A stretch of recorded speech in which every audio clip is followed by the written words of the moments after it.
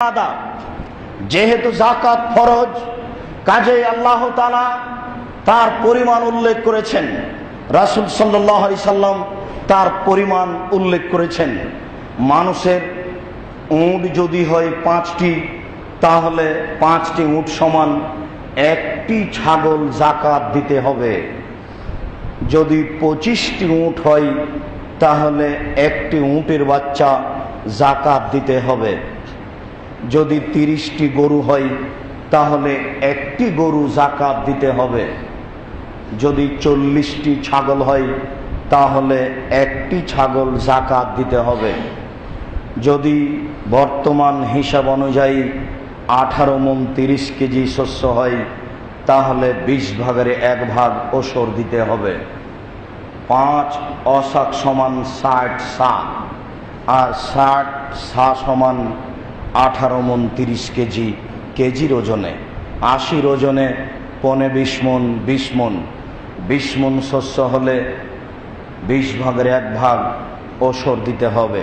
উল্লেখ্য যে আমাদের দেশে ট্যাক্স আদায় করা হয় জমির, আবার বিভিন্ন পর্যায়ে আমাদের অর্থ সম্পদের উপরে সরকারের পক্ষ থেকে ভ্যাট লাগানো হয়েছে। এতে আমাদের যাকাতের কোনো লাঘব হবে কিনা? জি না, এটা সরকারি জুলুম। যখন জুলকারনাইন চলে গেলেন, ওই সেইখানে যেখানে সূর্য উঠে, দেখলেন অনেক মানুষ, তারা বলল, আপনি আমাদের নেতা, আপনি আমাদের সহযোগিতা নেন। তখন তিনি বলেন, আমি সহযোগিতা দিব কেন? আমি সহযোগিতা দিয়ে নেতৃত্ব দিব। নেতা জাতির কাছে টাকা নিয়ে নেতৃত্ব দিবে, এর নাম নেতৃত্ব নয়। জাতিকে টাকা দিয়ে নেতৃত্ব দিবে, এর নাম নেতৃত্ব। জনগণ বলেছিল, এজুজ মাজুজ আমাদের উপরে আক্রমণ চালায়, জনাব জুলকারনাইন আপনি একটা বাঁধ তৈরি করে দেন, আমরা টাকা পয়সা দিব। তখন জুলকারনাইন বললেন, আমি টাকা পয়সা নিব কেন? তোমরা আমার সহযোগিতা করো, আমি বাঁধ তৈরি করে দেব। কিয়ামত পর্যন্ত এই বাঁধ নষ্ট হবে না, যতদিন পর্যন্ত আল্লাহ নষ্ট না করবেন। ওটা মানুষের সাধ্যের বাইরে, এরই নাম নেতৃত্ব। বর্তমান পৃথিবীতে বহু দেশ এইরকমই আছে। কাজেই এই যে ট্যাক্স দেখছেন, সব জায়গাতে যেখানে সেখানে ইচ্ছে মতো, এটার নামই জুলুম। জমির দাম 50 লক্ষ, রেজিস্ট্রি নাকি 60 লক্ষ। অবাক দেশ। আমি বলি না এটা বেশি করে বললাম, তবে কিছুটা তাই। এটা হয় কি করে? এটা হয় কি করে? এরপরে আপনি মাজলুম, আপনার নির্ধারিত সম্পদে যাকাত দিতে হবে। ওখানে ঘাটতিতে আসার কোনো সুযোগ নেই। কেন? ওটা হচ্ছে ফকির মিসকিনের হক। আপনি ওই সুযোগে এখানে কমিয়ে দিবেন, এরকম কোনো সুযোগ এখানে নেই। 18 মণ 30 কেজি শস্য হলে 20 ভাগের 1 ভাগ শস্য দিতে হবে। এটা আল্লাহ এবং আল্লাহ রাসূলের বিধান। যেদিন কেটে আনছেন সেই দিনই ওটা তাৎক্ষণিক। জমিতে যতবার শস্য হবে ততবার ওসর, যতবার শস্য হবে ততবার ওসর। 18 মণ 30 কেজির 20 ভাগের 1 ভাগ, এটা হলো শস্যের হিসাব।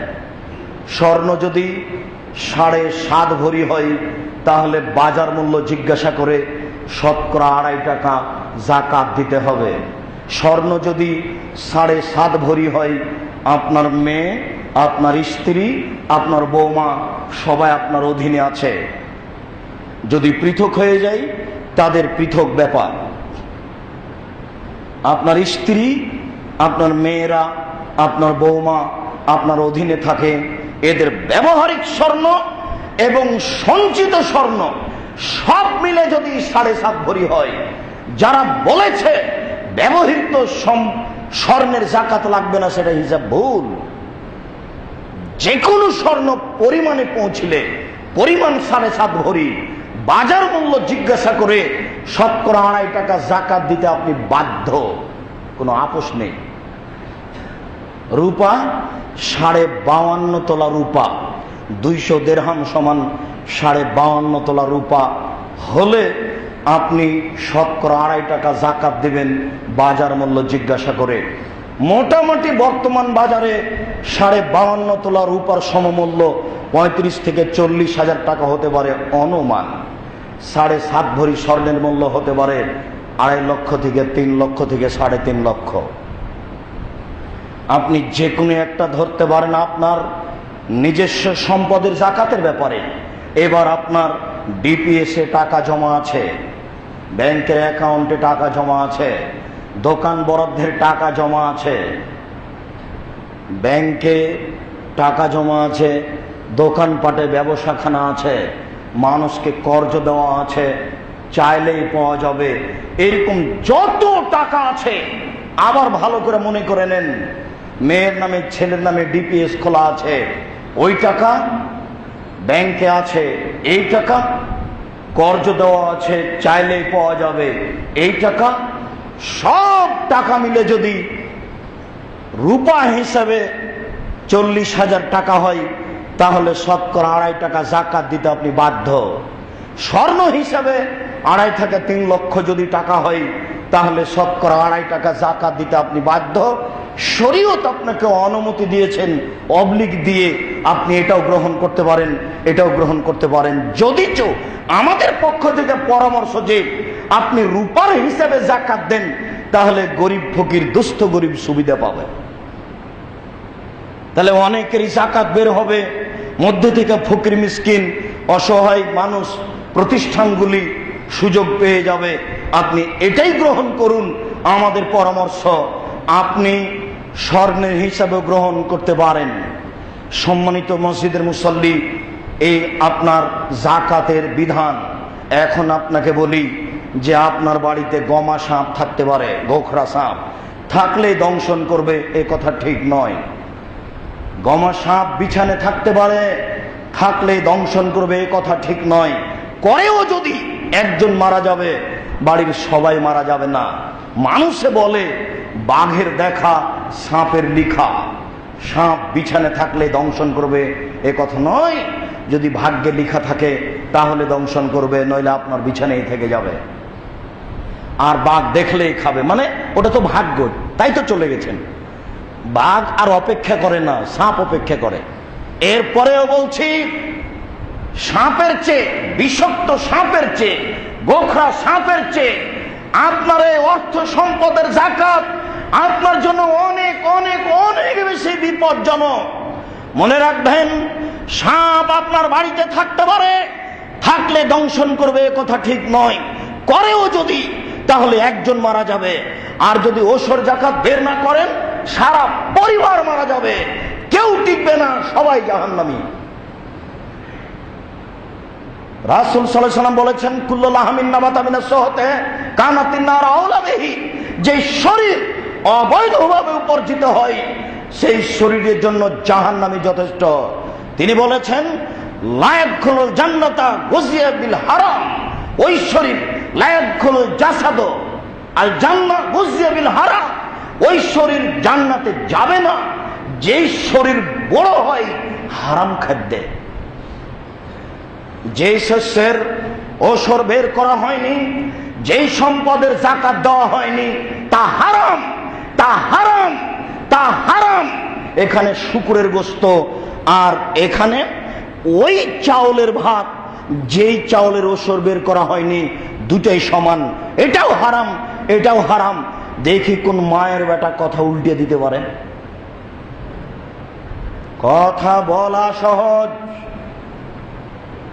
কথা টিকিয়ে রাখা কঠিন। কথা বলা সহজ, কথা টিকিয়ে রাখা কঠিন। আল্লাহ বলছেন, মুহাম্মদ সাল্লাল্লাহু আলাইহি সাল্লাম, আপনি তাদের অর্থ সম্পদ এর যাকাত বের করে তাদের অর্থ সম্পদকে পবিত্র করুন। তার মানে আপনি ওসর বের না করলে, যাকাত বের না করলে আপনার সম্পদ হারাম, আপনার সম্পদ অপবিত্র, আপনার সম্পদ হারাম। ব্যাংকে চাকরি করার টাকা যেমন আপনার নিজস্ব প্রত্যেক সম্পত্তির ব্যবসার টাকা, তেমন যদি ওসর বের না করেন। এটা আপনার জমি 22, 62, 72 জমি জরিপ আছে, নিখুঁত জমি, এখানে ধান চাষ করেছেন, তাহলে সব বৈধ আছে। ধান চাষ করে দেখা গেল 18 মণ 30 কেজি হয়েছে, আপনি 1 মণ ওসর বের করেননি। 20 ভাগের 1 ভাগ ওসর বের করেননি, আপনি এখন বলুন এই ধানের অবস্থা কি? ওই সুদের টাকা যেমন, এই টাকা তেমন, দুটোর মধ্যে কোনো পার্থক্য নেই। ওই টাকা যেমন, এই শস্য তেমন, কোনো পার্থক্য নেই। আপনি ওসর যাকাত বের করতে বাধ্য, নইলে আপনি সহ আপনার স্ত্রী, আপনার আহাল পরিবার সবাই জাহান্নামে যাবে। সাপ দংশন করলে একজন মারা যাবে। আপনাকে আমি এর ভয়াবহতা বুঝাতে পারছি না।